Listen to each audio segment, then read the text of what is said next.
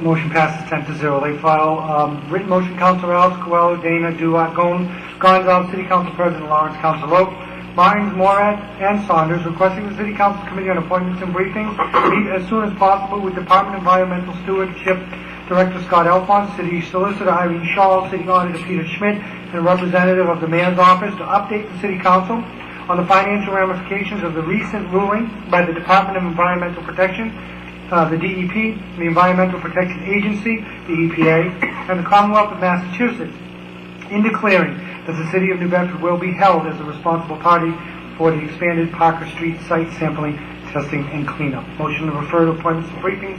Made. Seconded. On the question? On the question. On the Council Morad, on the question. Thank you, Mr. President. I'm sure my colleagues and the listening public read the paper today, and there's just one little line in the paper, and I certainly believe the reporter, saying that the City of New Bedford was now going to be responsible for the cleanup for the extended Parker Street site.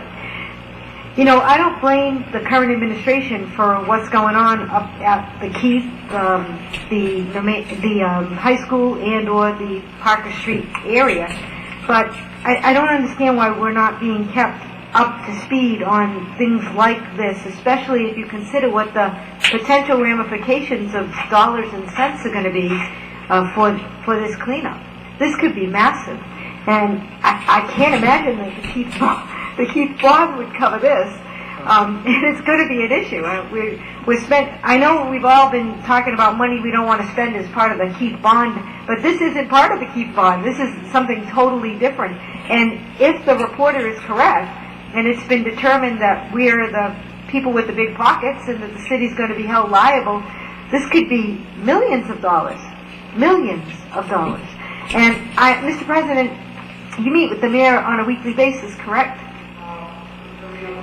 I would imagine that if you knew that something like this with this kind of financial ramification to the city was happening, that you might have raised that with us. I bet you might, yeah. But this really concerns me, and again, this is an example, just an example of an easy one where we all should be working together. We should all be on the same page.